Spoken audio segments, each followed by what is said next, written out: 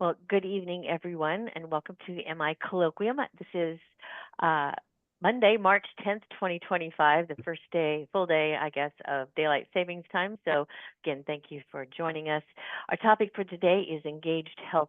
What is engaged health equity scholarship? The real world experiences of community collaborators.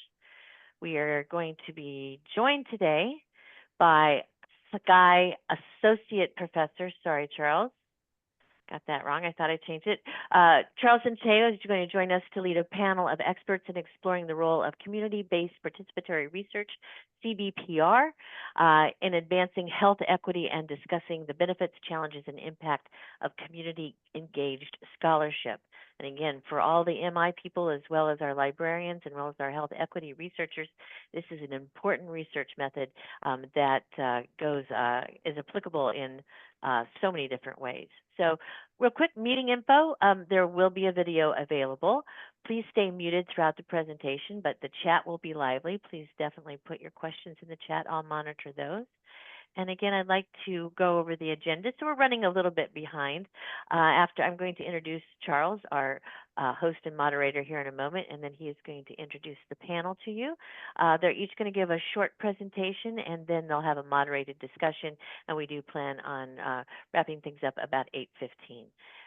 So again, our host and moderator for this evening is Professor Charles Senteio. Charles's research is focused on identifying and addressing barriers to information exchange for chronic disease care. Again, he is a very popular professor among the graduate students at Sky, having been on many dissertation committees, including my own, as well as one of our attendees right now.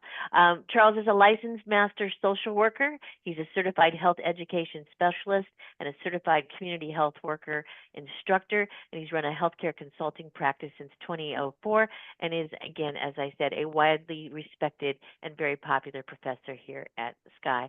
So, Charles, I'm going to turn it over to you so that you can introduce our panel. Thank you, Connie, for the kind words and for the introduction. And when Connie asked me, or we were talking about this, I guess several months ago, I was thinking about people to join me to talk about this topic, which is near and dear to my heart and a big part of how I approach my work. And these are the folks that stood out. So first, Karen Perry, she is a Sky alum and library director at the East Brunswick Public Library, and she is a recognized leader in health information literacy. In her previous role, she was a research librarian at Bell Labs, and she spearheaded and started and helps to maintain Just for the Health of It, which is an initiative based at the East Brunswick Public Library, and it's gotten a broad reach. She also has been very active in helping to foster librarian and social worker collaborators, and I have worked with her to do that. As many of you may be aware, that is a topic that has gotten a lot of momentum over the last couple of years as social workers and librarians have partnered together and collaborated really all over the country. Mhm. And she's co-authored various research initiatives around public libraries' role in access to health information. So that's Karen. Bishop Alfred Johnson, who is trying to retire, he tells me, but still very active in the United Methodist Church. He's also a lecturer and urban ministry scholar. He's dedicated to community empowerment in words and, more importantly, in actions. He's taught at the Yale Divinity School, Northwind Theological Seminary, and serves on various advisory boards, including with me on Jazz for Prostate Cancer Awareness. He's also a part of Propel, a Rutgers health equity initiative focused on community-based health research. Ralph Stowe is a IT professional and CEO and founder of Jazz for Prostate Cancer Awareness, which I mentioned just a minute ago, that Al and I are honored to serve on his board. It's a organization which promotes the early detection and treatment for prostate cancer, which was inspired by his late brother, trombone jazz legend Jimmy Stowe. And what Ralph's unique gifts and approaches to combine jazz and health information and bringing people together to talk about very sensitive issues, but do it in an environment that is safe and welcoming. So that is Ralph. And last but certainly not least is Teresa Vivar. She's the founder and executive director for Lazos America Unida, dedicated to empowering Latino communities through education, health promotion, and leadership. She is very much a specialist in community-based participatory action research and has collaborated with Rutgers for several years to help bridge the academy and community needs. She advances health literacy, civic engagement, and social equity throughout central New Jersey, throughout New Jersey, throughout the East Coast, and even internationally. And it's my pleasure to call her a friend and collaborator. That's Teresa Vivar. That is an amazing panel, Charles. So, with no further ado, go ahead and take it away. Thank you. So I'm just going to share a couple of slides with you, and I want to make this as interactive as possible in the spirit of engaged scholarship. So I'm going to go over just some of the basics here and provide some examples of engaged scholarship, some, but not all, engaged scholarship that Sky and LIS have been involved with, at least in terms of the time that I've been here and some of the work that I have been lucky enough to be a part of. So let's go next. Okay, engaged scholarship. It's a type of academic and research work. It involves collaborations between scholars, students, and community members, importantly, to solve real-world problems. And it includes teaching, learning, and research. So, a couple of principles here. I'll run through these fairly briskly. As I've mentioned, the first word there is collaboration, collaborations and relationships. So through sustained relationships beyond individual projects, engaged scholarship is about bridging persistent gaps between universities and communities through relationships that researchers and educators have with various community members. And community members is viewed quite broadly. In our context, it's just non-university folk.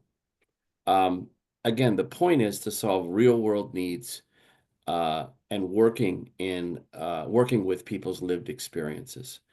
There's an expression here. Some of you may have heard it. If you want to go fast, go alone. If you want to go far, go together. This work is very much about collaboration and team-based work.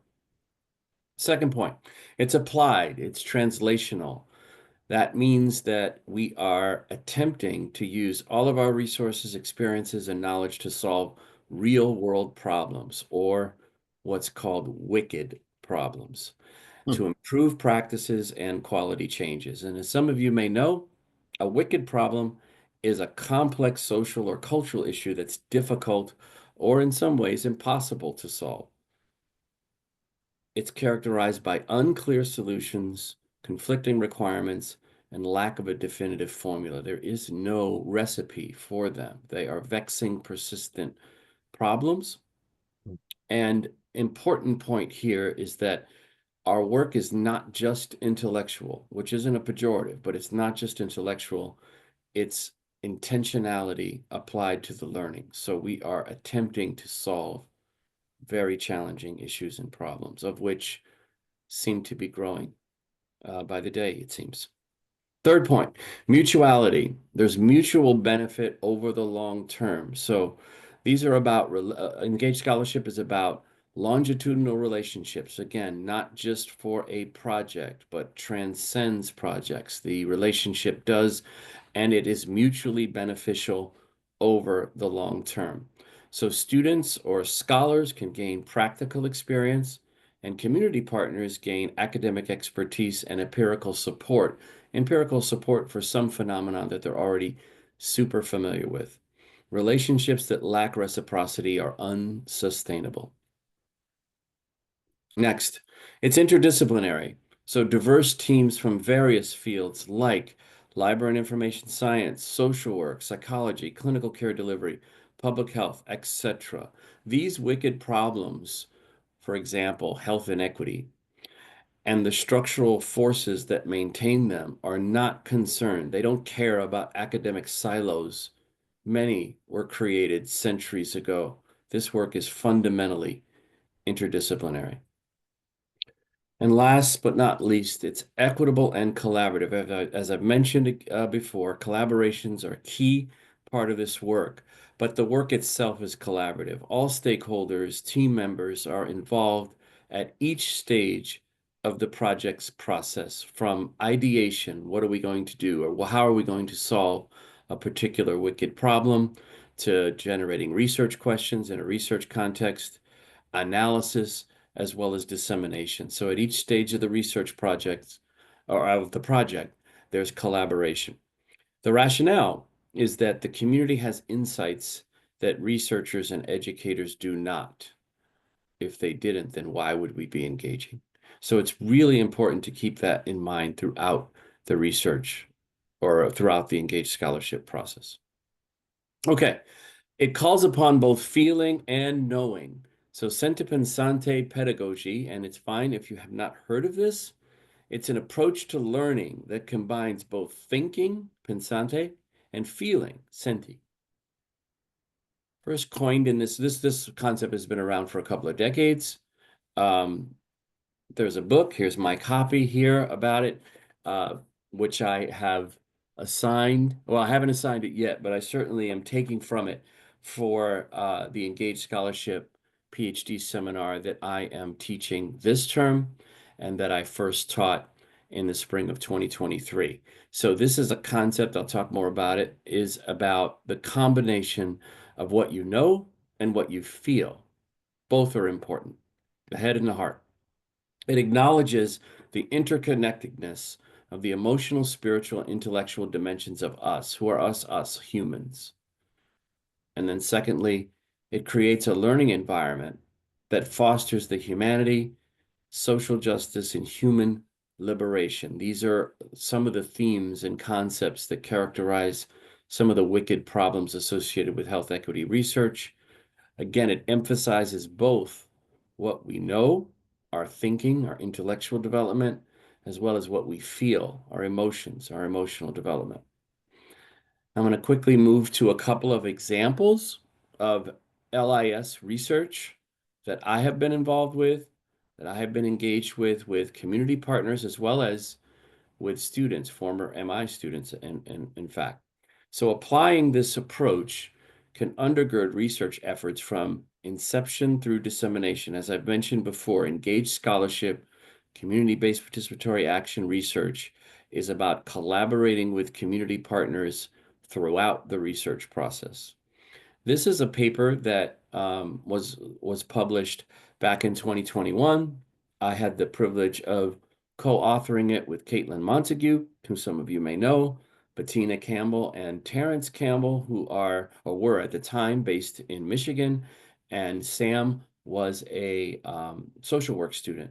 And we wrote a paper together around enhancing racial equity in LIS research by increasing the proportion or the number of people who are involved in this research. So there are many benefits to engaging with communities.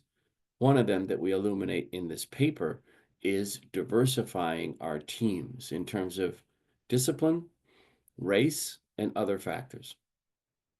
Another paper that concerns, as I've mentioned when I introduced Karen or Karen's information, this social worker librarian partnership or collaborations that continually seem to be sprouting up all over. I hear about them, it seems monthly, and I'm enthused by that. Essentially, we have public librarians who, for many years now, are fielding or have been fielding requests that are social service type requests and things that social workers actually are trained to do and handle. And what I had the privilege of writing this paper again with actually MI students or former MI students with Caitlin, Stacy Brody, and Kristen Matatucci. Stacy and I'm sorry, Kristen and Caitlin are former students of mine and stay in the classroom. And Stacy was an online student that I had online, and we got together and wrote this paper about how we can classify the information needs in order to answer them more appropriately or more efficiently. And this highlights how social workers and librarians frequently must connect individuals with information. There's a lot of overlap between these fields, as some of you may know, and this paper offers up specific methods and techniques to do that. I'll highlight here a picture that was taken actually almost a year ago this time. This was March 6th, 2024. That's Beth Waller on the left. Nancy Shelley is next to her. Nancy Shelley is a assistant professor and associate director of practicum learning, or the field placement program at the Rutgers School of Social Work. And I'll back up just for a moment. Beth Waller is a leading academic and researcher and social and consultant for people who are interested in partnering between social workers and libraries. David Perez, he is a social worker that is placed at the Long Branch Free Public Library. I actually met David several years ago at a colloquium, and we've been connected ever since.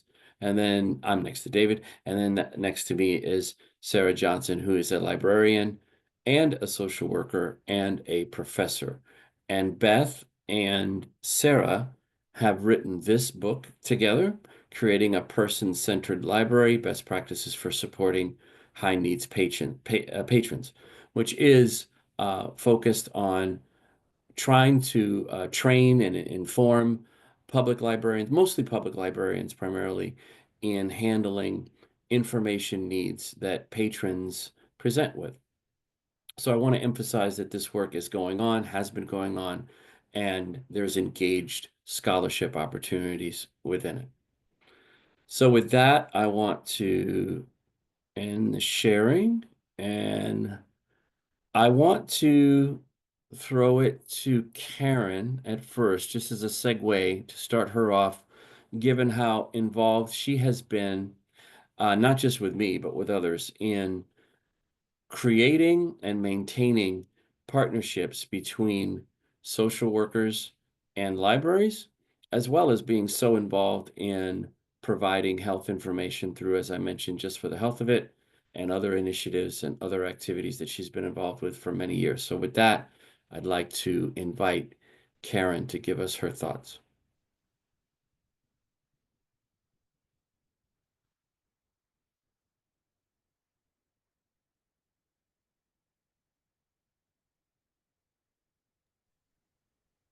I'm not sure we're connecting with Karen, Charles, So, Karen, can you hear us? Let me see if I have any notes here. because we can see her. See her there.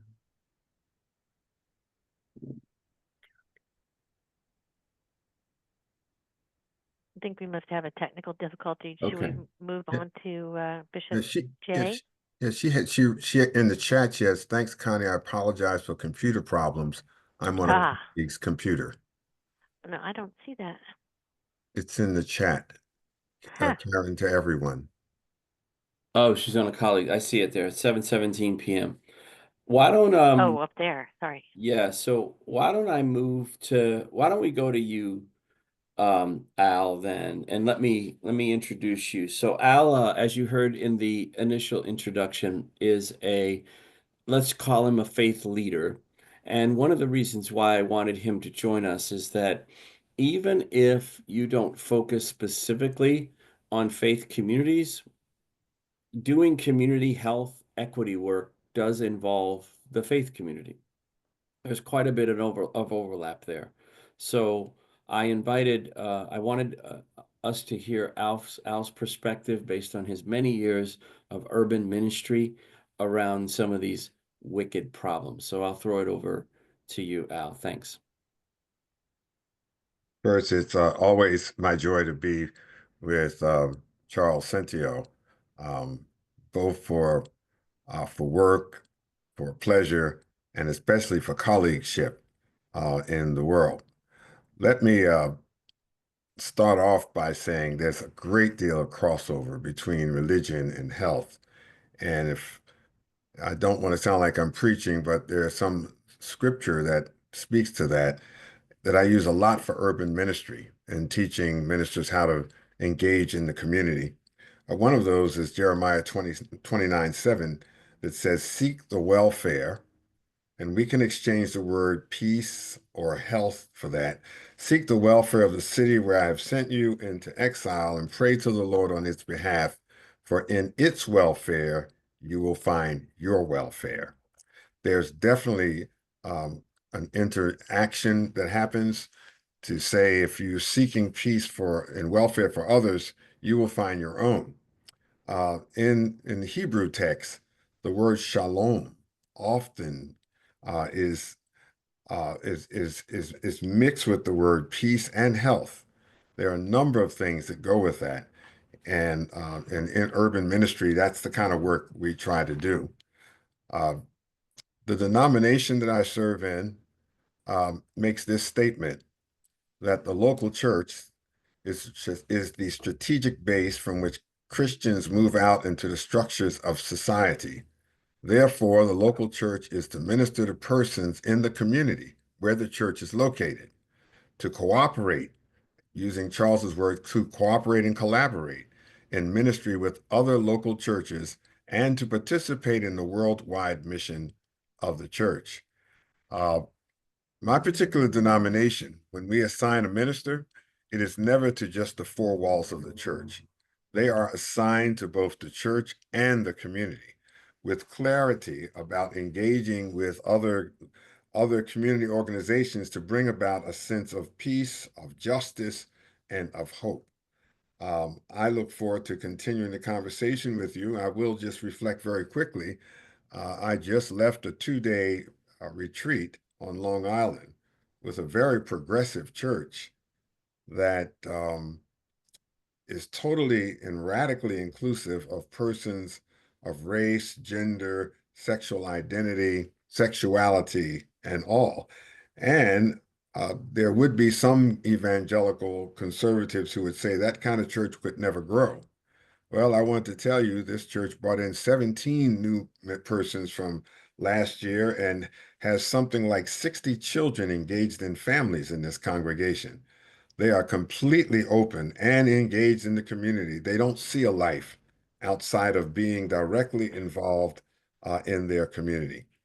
And so I was privileged to lead that retreat to help them envision a new future, particularly contextualized under the new political system that we're under, and beginning to ask the question, where do we find our own health, and where do we seek the health for those in our communities?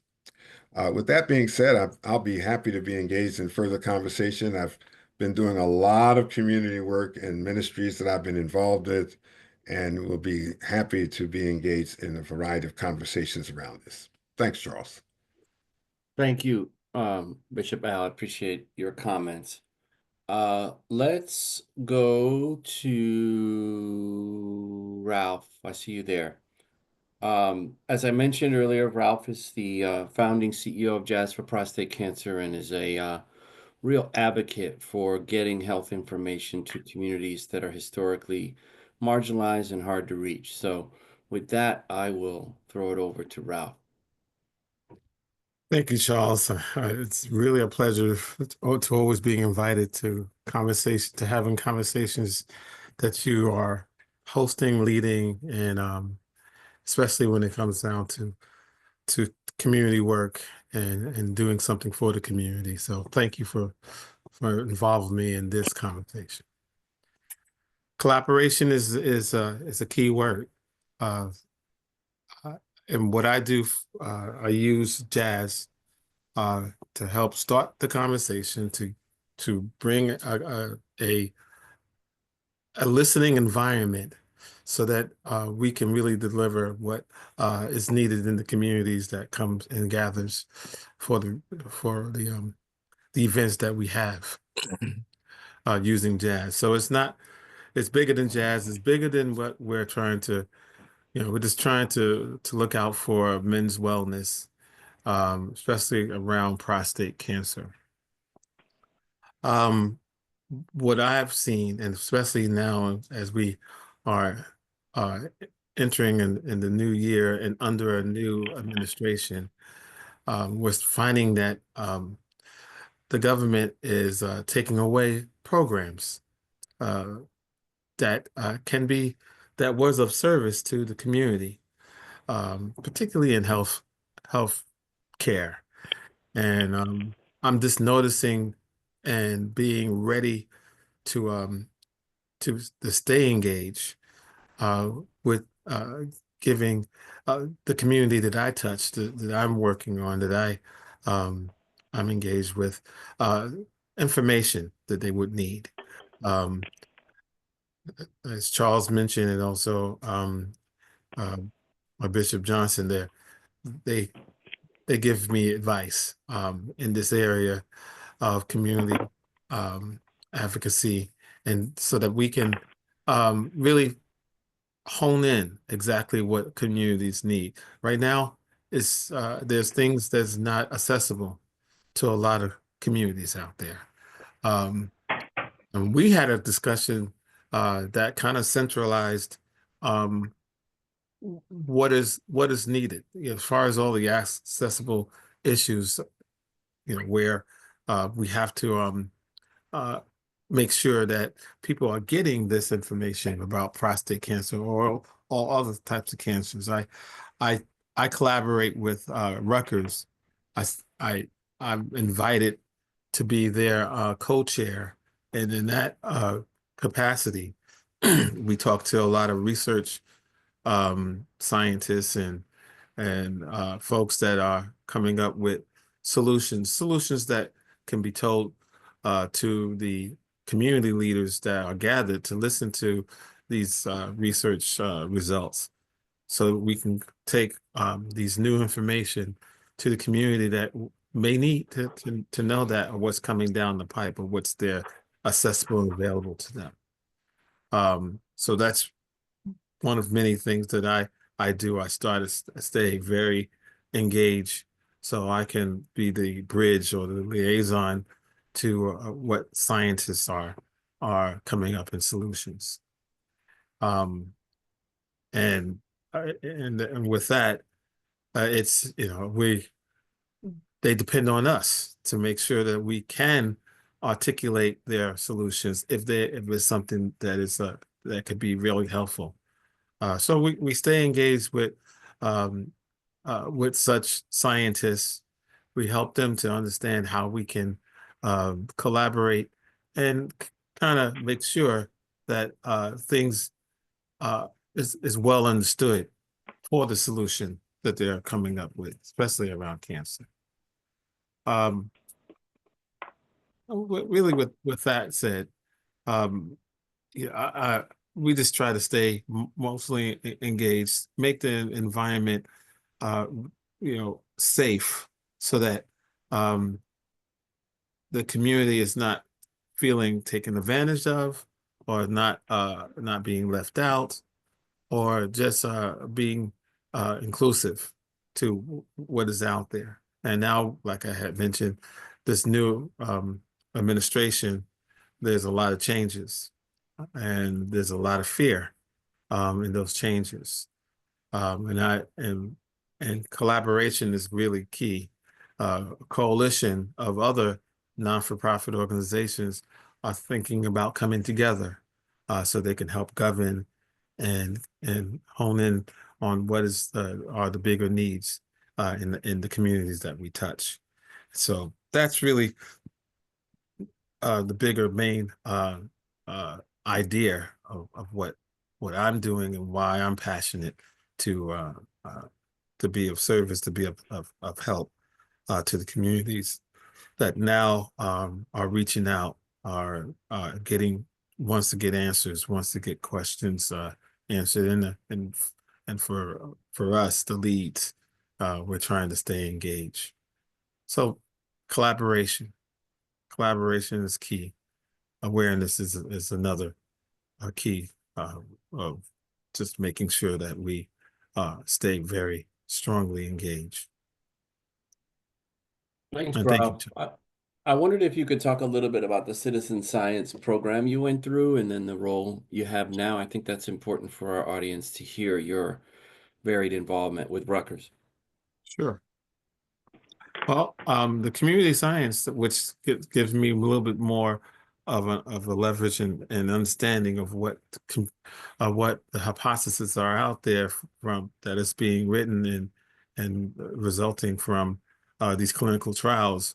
We get to understand the nature of the trials, the conclusions of the trials, as uh, they are shared with us, community scientists, being that we're listening closely to the scientists. We are the leads in the community, and that's the combination of those two labels, community scientists.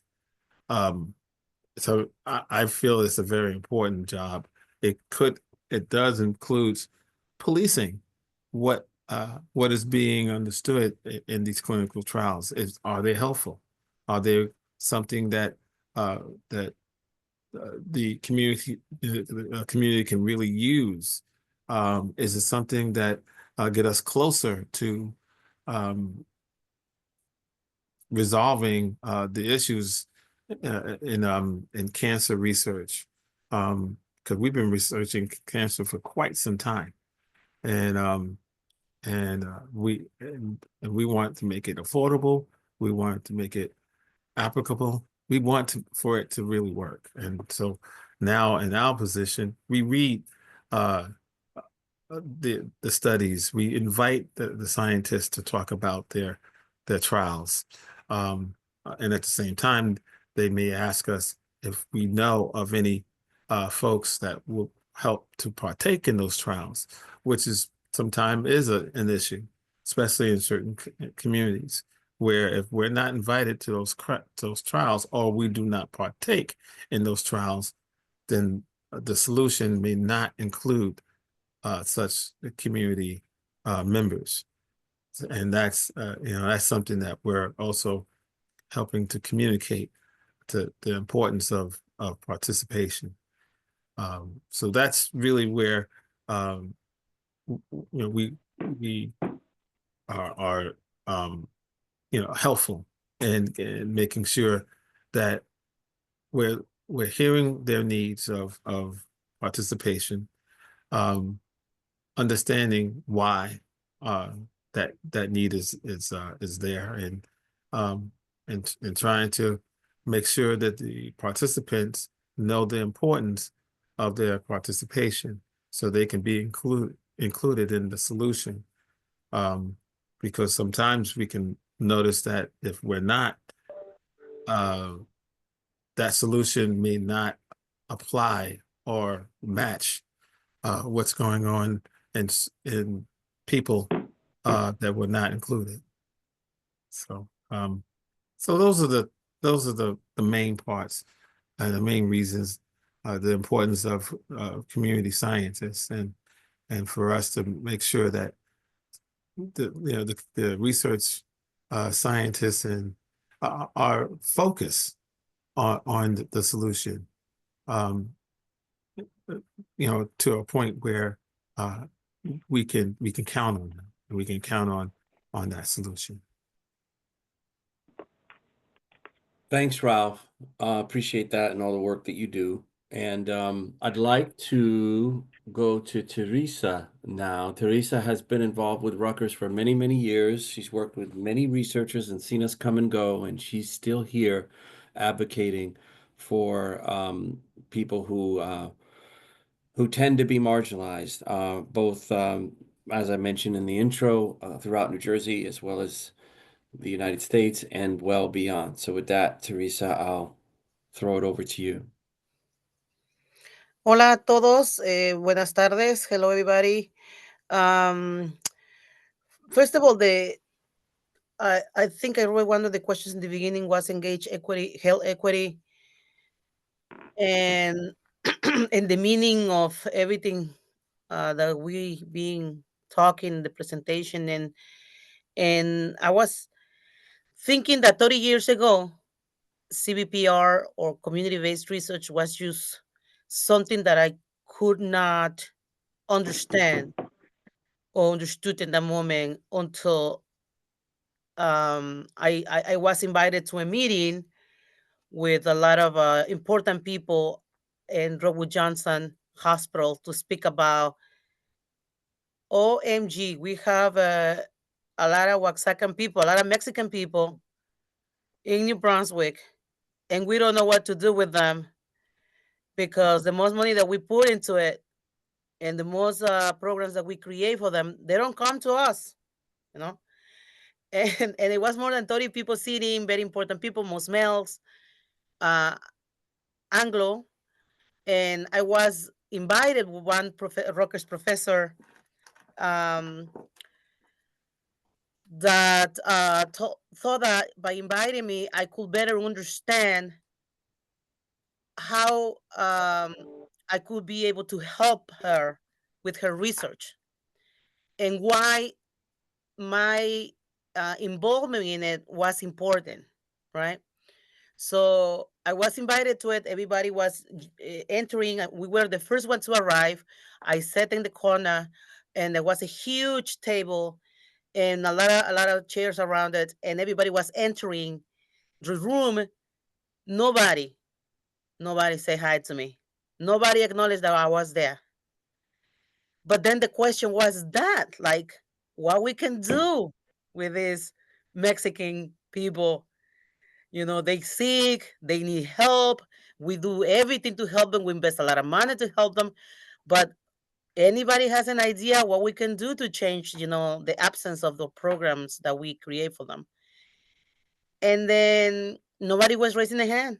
So then in the back of the huge people was there, my little hand. I raised my hand and I said, well, what about if to start, you make them feel welcome? You can say hi to them. You can say, come here. You can say, how are you? Something that make me feel that I'm welcome to be here because nobody paid attention to me before. And then after they hear that, they invite me to be sitting at the table. And then uh, af- they were presenting these numbers, a lot of numbers, and all the efforts that has been done and programs that have been created in the last 4 years in numbers. And then I was one of those number. But I said, how me? Nobody asked me questions, but I'm already there. And I asked where your data come from, and they said from a research in California. A lot of Mexicans there. I said, yeah, but the Mexicans over there is not the same Mexicans that we are here in New Jersey. So what about if you give me your questions? I can bring over to the community, ask them questions, then come back to you with the responses, and maybe we can understand better what we need and how we need it, etc. So I think the concept was more little by little was better, but then also community research was the only thing that was connecting to us. A lot of people from Rutgers came to the community, asked the same questions, like 6 different people asking the same questions about health and health here, health and health there.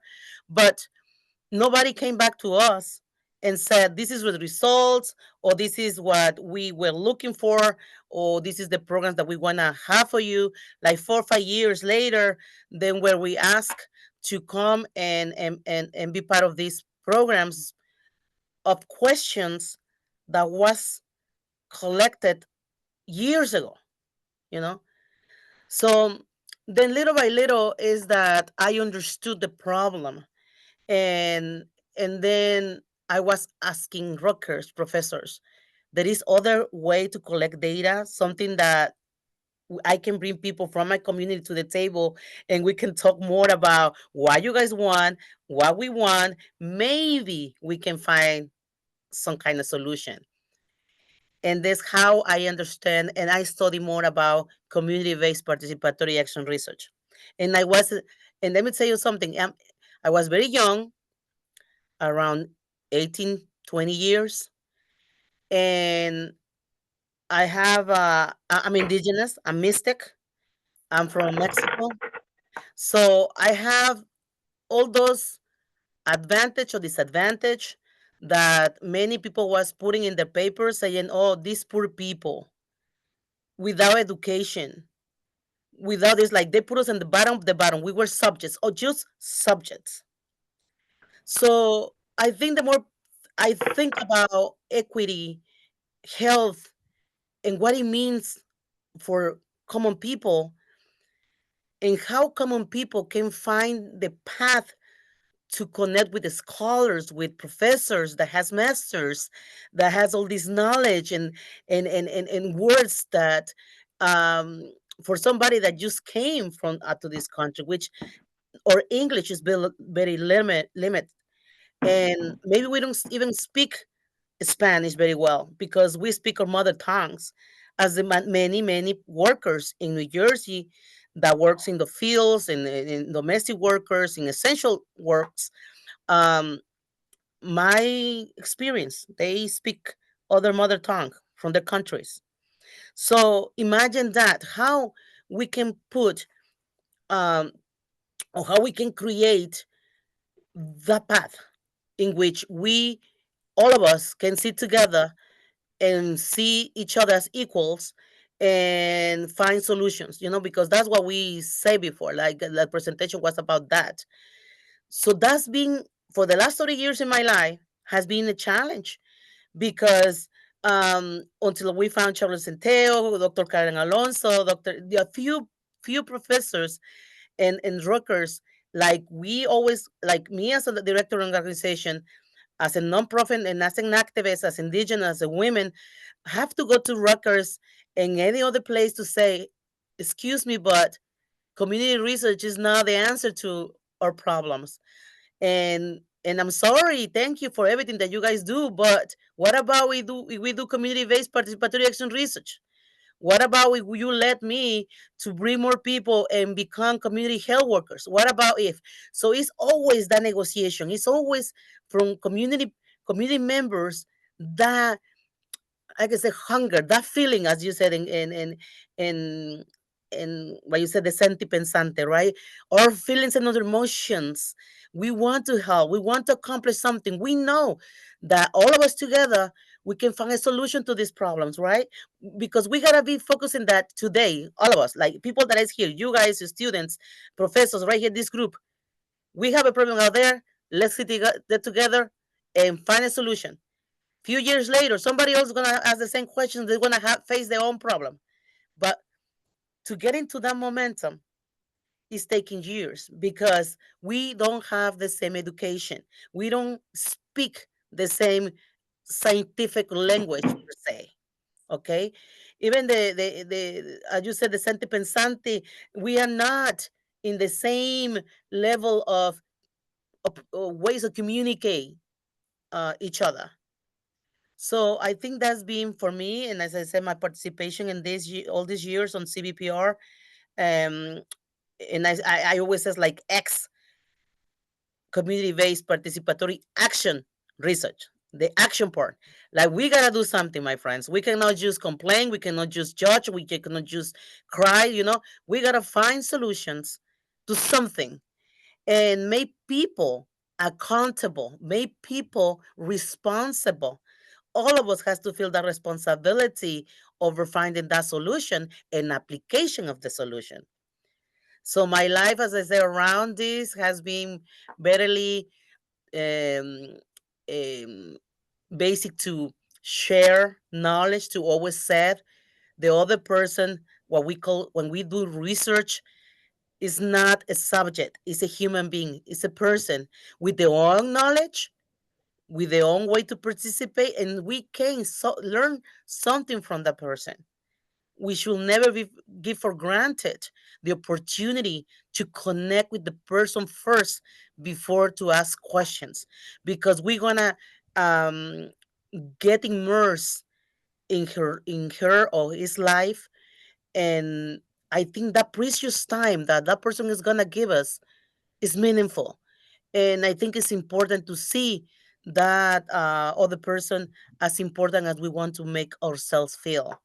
And And I think to gain that kind of equity, to gain that kind of um, opportunity to sit and tables where or working tables in New Brunswick or New Jersey or in the country or even transnationally speaking, in which I have the opportunity to participate in this kind of conversations, is always um, with, I can say, that spirit of saying, I might not have all the degrees, my community might not have all the expertise of each of you in this table, but I believe that we can contribute to something good for everybody, but also we can have fun because for me research is very interesting. It's fun to see when you connecting with people in the meetings, when you collecting data, you eat their food, they invite you to their homes, you walk in the streets, then you invite you to the parties, and before you knowing, little by little you understanding their culture, their the passions, their interests, and sooner your vision is different. You feel more immersed in that connection, and I think uh you become friends, and that's, I think, the most beautiful part, I can say, um comes out of community-based participatory research. And that's, and for me, in the um, uh, um the senti pensante, you feel you everything, right? That's how I can contribute with you guys. And thank you so much. And I'm so happy to be here in this moment with you. Thank you, Teresa. I appreciate it. I always love hearing your perspectives and your story. Well, we've resolved our technical issues with Karen. So Karen is joining via phone. Again, Karen Perry is at Thanks, Charles. Hope Brunswick everyone Public can hear Library. me now. Well, I can hear you, Karen.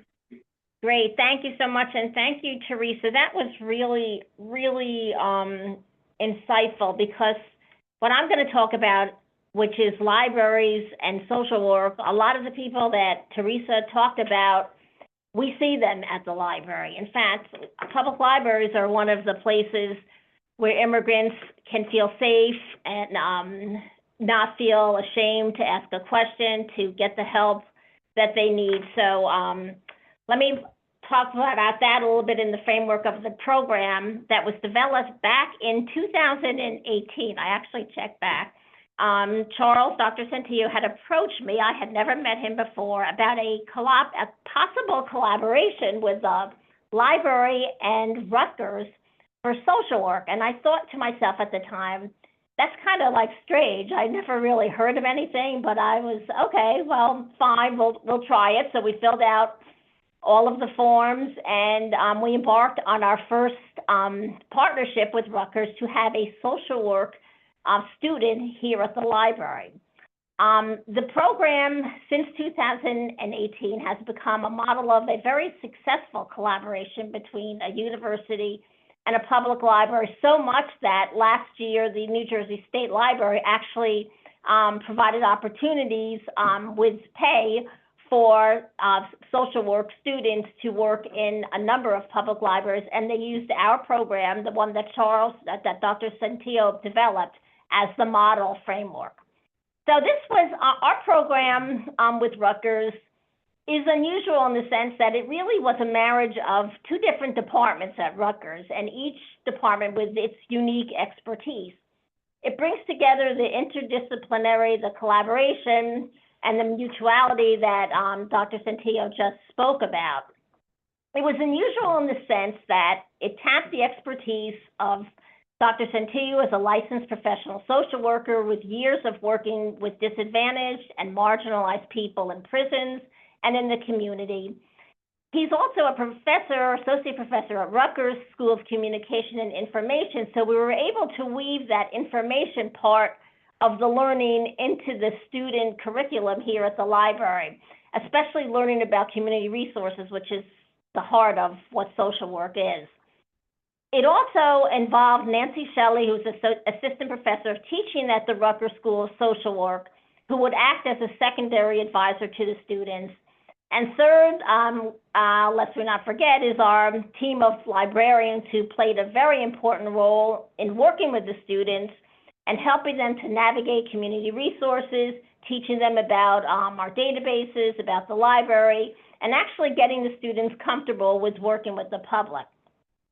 In this particular program, the library serves as a field placement site, and we still have this program ongoing to this day.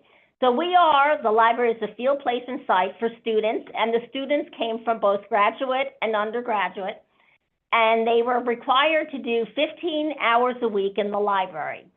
It started out as a totally in the library program in the building. In COVID, it went virtual, and today it is a very successful hybrid program. The collaboration part that Dr. Senteio talked about, utilized himself as the field placement supervisor, Nancy Shelley as another advisor, myself as the field instructor.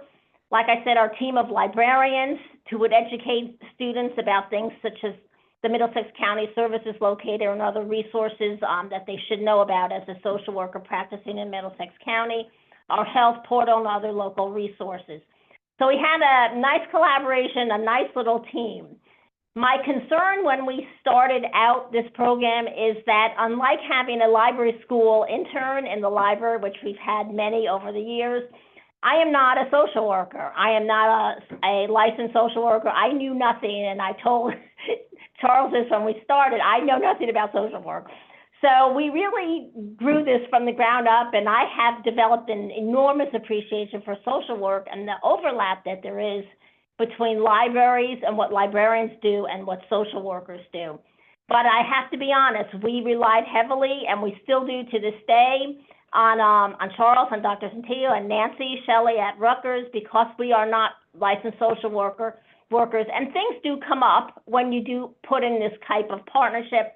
There were issues with students that we had to get advice on how to handle. For example, like we would get patrons that would latch on to a student and they would follow them out to their car and things like that. So we had safety issues we had to address with Rutgers.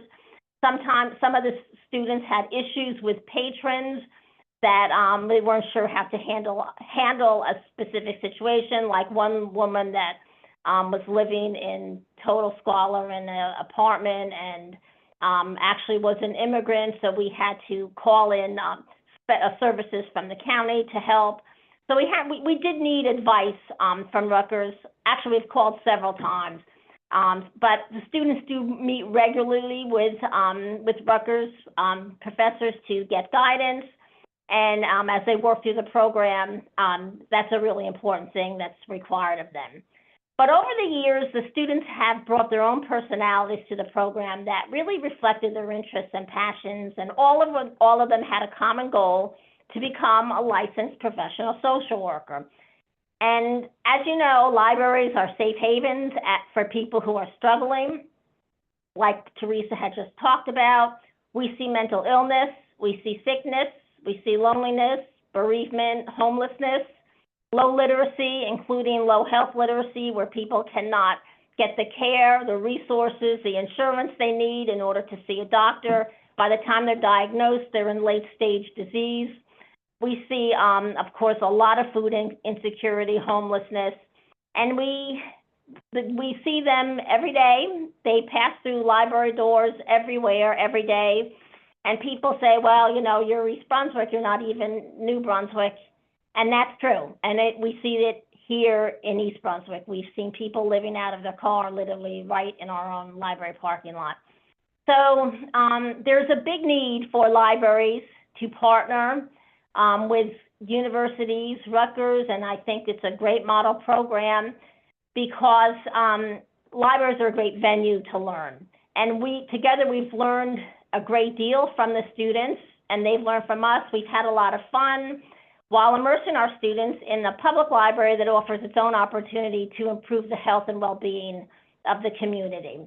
So just a few little quick stories about some of the interns that we had. Our first intern, which was pre-COVID, She came to us October 1st, 2018. I was very intrigued in the idea of having our first social worker. And she, when she was here, started to notice that we were really having changing demographics. We started to see a lot of immigrants in our community. And immigrants need a lot of emotional support and the ability to connect to community resources to ease their adjustment into the new country, such as employment or affordable housing or a need for health care. Many seniors, especially senior immigrants, but seniors in general, are lonely. Immigrants are lonely. They're in a new country. Seniors in general, a lot of them are suffering, like I said, from bereavement, so they need help coping. So the first intern focused on these areas of food aid, homelessness, addiction, access to health care, housing, jobs, depression, literacy, and bereavement. So that was her focus. Every student since, when they come to us, I sit them down and I say, what is your area of interest? Some of them are interested in working with schools. Some of them are interested in working for employment, to be able to apply employment guidance. So they're very interested in helping people find job connections. Some of them are interested in working with seniors. So that is our first thing we do. And throughout the program, some of the highlights were we have taken some of our social work students out with us on the road. We had a grant for several years with Robert Wood Johnson. It was a health literacy grant, and this particular student spoke fluent Spanish. We were in New Brunswick at a health fair where everybody spoke Spanish, and she was very passionate about health literacy and helping people to understand health conditions, connect them to local community resources for low-cost health care, also the mental health aspect. So that was like her passion. We took all our materials that we took out or she took out were in Spanish. So that was one area. We had another intern, and this was, I think, out of all of them, my favorite. This was during COVID. We literally had to shut down, as did all libraries. This particular intern was a trained yoga and meditation instructor, and she was able to use her talent, her skills, through COVID to do a virtual online counseling or social work counseling with patrons. But what she did first is she did a yoga and meditation session. And at the end, she would actually talk to people like a social worker. So she integrated both. It was enormously successful. And she even went and she created a Zoom-based yoga and meditation series. Each series was 30 to 45 minutes long that combined her social work skills to work with the staff, because a lot of the staff were also dealing with a lot of stress and anxiety during the pandemic. So that was enormously successful. She called her series Combat Loneliness with Samantha, and she focused on the importance of socialization, connection, wellness, and self-care strategy. And she utilized digital tools to help people connect to each other and helped weave physical and mental health practices into everyday life. That's what she had written. But basically what she did is she spoke with people, with the staff, with the patrons, after she did her meditation and her meditation series, and she was really a real asset to us during the pandemic. We've also had a student in the past that was actually a few of them who were interested in working with schools. They worked with our teen groups. They addressed issues as anxiety, depression. The topic of suicide came up, and that was, we had to have a serious discussion about that. Teens wanted to talk about that. So, there's some very serious things. I think the thing I want to leave everyone with is that the one thing that impressed me most out of this whole program was the seriousness of the questions that social workers see. Librarians get questions, we get them every day. I've never seen the almost the seriousness, the depth, the almost life and death questions that social workers see, and the amount of urgency that is needed to respond. It's not like a librarian who could say, well, I'll check on that, I can call you back or get back. It's, they really need to be at the top of their game. They need to know what they're doing. And the social workers we've had have been enormously passionate, really skilled, and Rutgers has been a tremendous asset. Dr. Senteio, Nancy, and also we've utilized David Perez. He's a social worker down in Long Branch Public Library. He also has worked with our students again because we are not social workers. So I hope this program, I think it's a real model program. I know the State Library was very disappointed they couldn't get funding this year again to broaden our program out to other libraries so that they could pay people that pay the students, and they gave them each a nice little stipend. So that was extremely disappointing. But anyway, it's been very rewarding for East Brunswick, and I hope other people can somehow get an opportunity to work with Rutgers. Even if the students don't get paid, it's a wonderful opportunity to work in a library. Thank you, Any Karen. questions or? Thank you, Karen. Yeah, Connie, how should we just, do we have questions queued up or? We don't have any questions queued up. We did have an interesting conversation about empathy. So I guess what I'd like to know again is, I'd ask the question is, what is the role of empathy in CBR, and what actions do we take to actually become more empathetic? And both Jenny and Janie had some really good responses there. So Maybe we make the students asleep. They are sleeping in their homes. I don't think they're sleeping in their homes. They've actually been pretty engaged. But I would love to see if we have any questions out there. I also asked if we have any budding social workers in the group, or anyone who has seen this in action in their own libraries.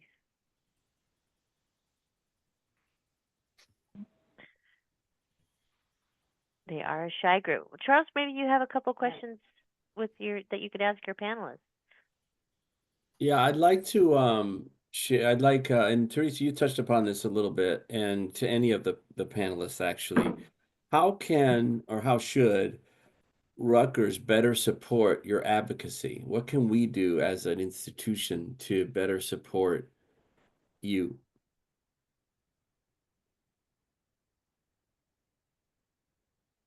This is the question for the The students panel? or for panels? For the panelists, yeah. Yeah. So Can you repeat the question, please? Because How can Rutgers better support your advocacy and the work that you're trying to do in communities? well, Rutgers is the word Rutgers is huge. I would say just now that we have a, I think we had. Okay, what we need is to continue spreading the word of value. When we want to control everything outside or knowledge or what we know, and we want everybody else to accommodate to us, and like we fear to go beyond or what we already been learning, taught, or doing. um we I think we disvalue ourselves, like we don't acknowledge how much we study, how much we knowledge we gain through the years, by not sharing that with people, with other people, with the community, by not be able to connect with the people that serve as a social worker, as any kind of job. Like we really need to explore the opportunity to finding other people that that connection that can help us to overcome the challenge that we're facing. And I think each time that we try to connect with professors or students, we always ask them, uh, can you? No, not the huge rockers thing, because administration is one thing and everybody, is so much bureaucracy. But if each student, if each person that we get along with respect us as they should respect themselves, I think then we can really start building a path in which we can communicate with more, not only with empathy per se, but more um, true to ourselves, you know.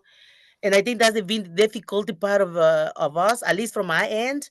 It has been difficult because again, we represent a community that always people has their own feelings about us, and I think to create again that kind of equity is not being placed, and in Rockers has been attacked. Well, not Rockers again. Certain people, the workers at Rockers, has been taken advantage or use those numbers or community to make profit, to gain, to write, to get the scholars or everything, but not necessarily are interesting on finding ways of collaboration, true collaboration, or really interesting on how to help at least the community that I represent. You know, it's few people in Rockers that has been respectful and as I said, true value themselves. Like I see people with, for example, Charles, you being one of the the people that faculty that become like a light, you know, this light in that big black, I can say, you know, when you lost, when you the boat and you lost in the in the ocean, and few people become that light, because and that light for us means collaboration, means an opportunity that we can share knowledge, that we can dream with better future for everybody. How we can use our knowledge to help this new group or that interest, because not everybody's interested in participating on CBPR or Yeah, I'm gonna jump in the in data, there with you, Teresa. You're so right? inspiring. We have some questions though, so I want to get to those. Michaela has asked a question, and are you coming to us from South Korea, Michaela? Yes, I am. I'm in. Wow. Well, okay. So Oh, I know thank you you. said you're a bit nervous, but go ahead. You got asked a really great question. Yes, and I Do can you want to direct it to Ralph, or who would you like to direct it to? it can open the floor, and also Teresa, I can listen to you forever. So for example, Ralph, you said that you use jazz as a bridge, and I'm sure that everyone is using different bridges. So I'd love to hear that, because I'm sure sending out a survey monkey is not going to work for everyone receiving data. So when you're talking to these communities, what is your ways of talking to these communities that really make them feel comfortable? Because like you said, we should be providing empathy, and to get authentic answers and find real solutions, how can we make them feel comfortable and get those real problems from them for us to be able to find Yeah. those So, solutions? kind of what types of environments or questioning styles, right, are you most Yes. comfortable with? Or even like exactly environments. Okay, Ralph, what do And you? that's directed to me. Okay, good. No, good question. And well, okay, we have events. We use jazz, and we have events, and jazz is it's a type of style of music where it doesn't require for you uh to to move or to be distracted. Sometimes it's just it's a good art form for people to sit and watch and be admired by the musicians that are coming to showcase their talent and have that conversation of music in front of you. So it's intriguing. The music is intriguing, and so we've seen that happen, and we have events. Particularly, one of our events is Father's Day. We call it Jazz for Dads, and we use that to celebrate dads. So since we're celebrating dads, we get a chance to really, um, uh, with empathy, care about who they are and their families. Families come in and bring them to these jazz concerts that we have. But what we do is incorporate wellness information, because we want to let them know that we want not only that we're celebrating them as fathers, we also want to make sure that they are well in tune with wellness, with their numbers, with prostate cancer risk factors, with all types of programs that we have in free screenings. So that's the bridge. That's the That's great. that's what we do, and we've been doing it for 14 years. So it Thank you. seems to be working. Excellent question. Would either Bishop Jay or Karen, would either one of you like to pop in there and talk about some of the techniques or the methods that you use to engage with people, like very specific things that worked? Sure. Again, working with Ralph is an example of building those bridges where we don't function in silos, nor in just specific denominations, nor in specific faith. But in the urban community in particular, we're all together. And one project that Ralph invited us to be a part of was to use churches as a place to have jazz concerts and food offerings. It was really good because what happens is you start people talking to each other who don't normally talk to each other. And suddenly it opens the doorway for community health in ways that none of us could do by ourselves.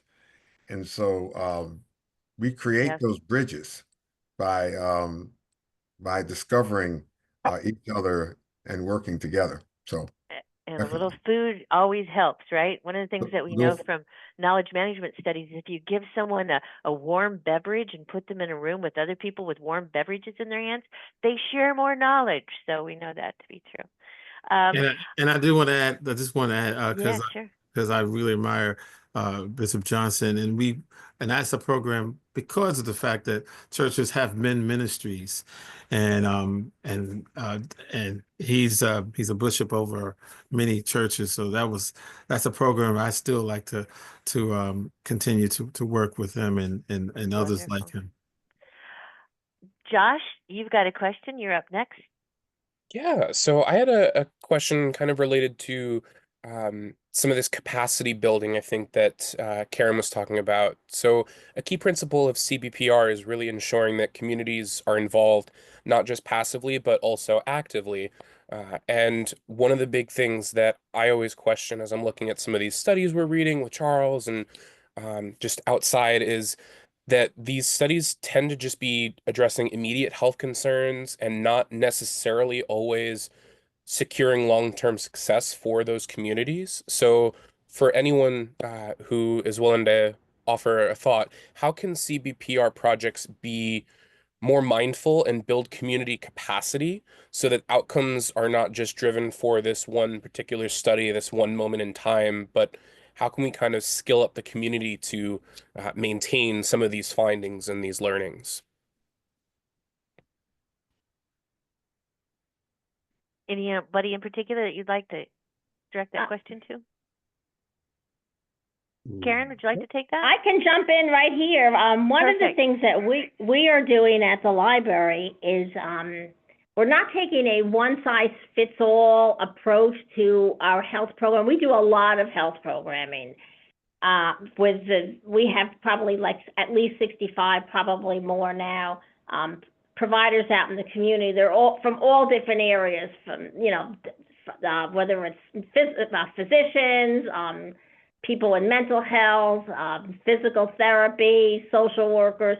We have a myriad of partners out in the community, but what we have been finding, and our goal this year, is to take a more culturally sensitive approach to our programming. So we are starting to do things in different languages, running our health programs, not just in English, because it gets down to resonating with people. The whole goal of libraries educating people about health is to change behaviors. You really can't change behaviors from the outside. You need to understand those people, their background, their values, their superstitions, and the best way to do that is to bring in providers that speak those languages and offer health programming in many different languages.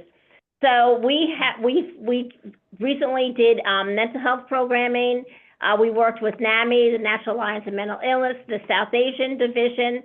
We have done health insurance in Spanish. We have done diabetes. We have done cancer programming with the Rutgers Cancer Institute in Chinese. Like I said, Spanish, we've done several in Spanish. So we are really like I said, really working to be able to attract people to all of our health programs that English may not be their native language.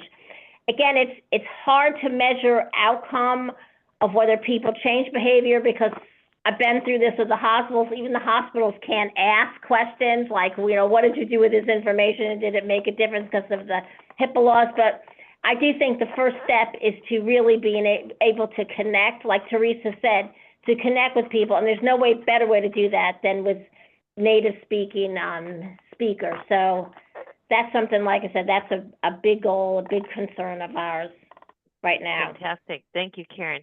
Charles, do you want to wrap us up here? Yeah, so I want to thank the panelists first of all for not just today, but for all the work that they do and the commitment that they've shown and their willingness really to deal with us academics who don't know a lot about what goes on in communities oftentimes. And I appreciate their patience and willingness to be a part of our conversations and our activities, and know for the Rutgers folks here that there are assets in these communities that are very much committed and remain committed to the causes that they represent. So thank you, Teresa. Thank you, Al. Thank you, Ralph.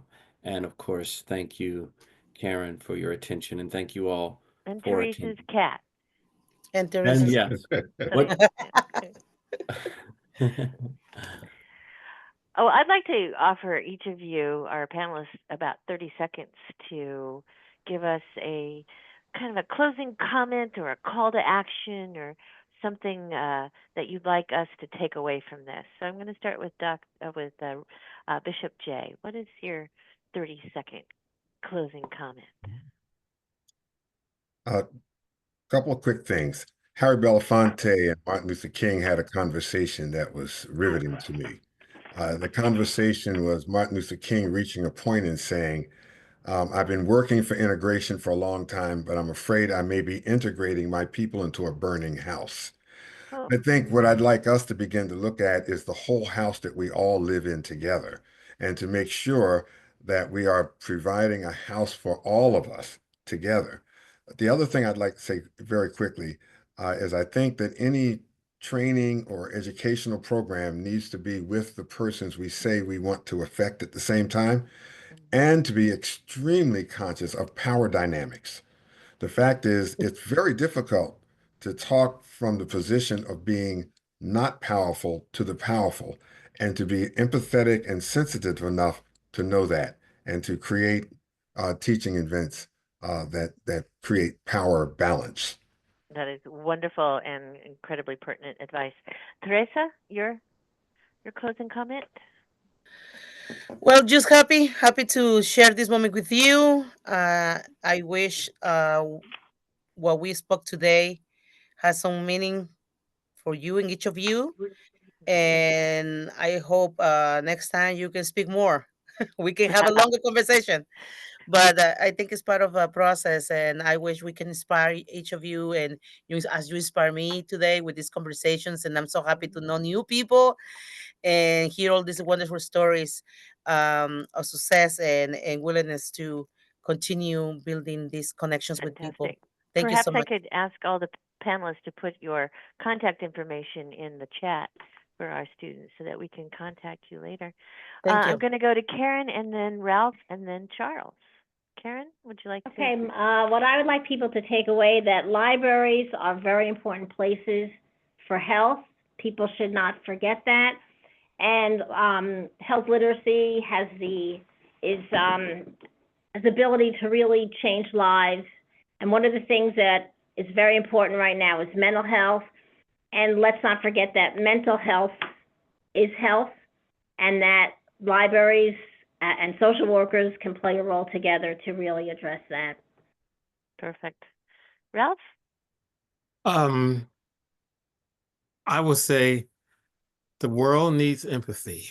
We need to be empathetic to one another. We lost that, unfortunately. And when Teresa talked about immigrants and people of different races and that are not getting information because we don't have enough empathy, and that's what is needed. And I hope that we can get that back. Me too. Charles. Yeah, Ralph, thank you for that, and Alan and Teresa and Karen. So I encourage you, students who are interested in engaged scholarship, to look around. This is just one small subset of the work that's going on at Rutgers. There are many different pockets of engaged research that is going on across the university. So if you're interested in pursuing this kind of work, I welcome you to look me up or others who are doing it, and just start walking in it, and you'll be I think you'll be amazed, as I continue to be, about the experiences that you'll have a part of. Thank you all for attending. Having had just a little bit of experience in CBPR, it has been some of the most fulfilling research I've ever done. You feel like you're making a difference, and that isn't always the case when we write all of those papers and do all that work. So again, on behalf of In My Colloquium, I really want to thank our panelists for joining us. I do have a little bit of an announcement. Also want to thank our faculty members who joined us, Nancy and Marie in particular. And actually, we have a treat coming up because we have an upcoming colloquium with Nancy 1 month from today on April 10th, 2025. Our working title is A Librarian's Legal Survival Guide, Navigating Rights, Liabilities, and Challenges in a Shifting Legal Landscape. So this is basically, when you're doing CBPR, this is how you're going to be able to protect yourself. And with that, I would like to bid everyone thank you so very, very much. There will be a video of this, and it will be posted to our In My Colloquium playlist in a few days. And with that, again, I will stop my share and say, wish you all a beautiful evening, and thank you so much for attending. Thank you, Connie and Charles, for bringing us together for these transformational moments. Thank you so much. It was a pleasure.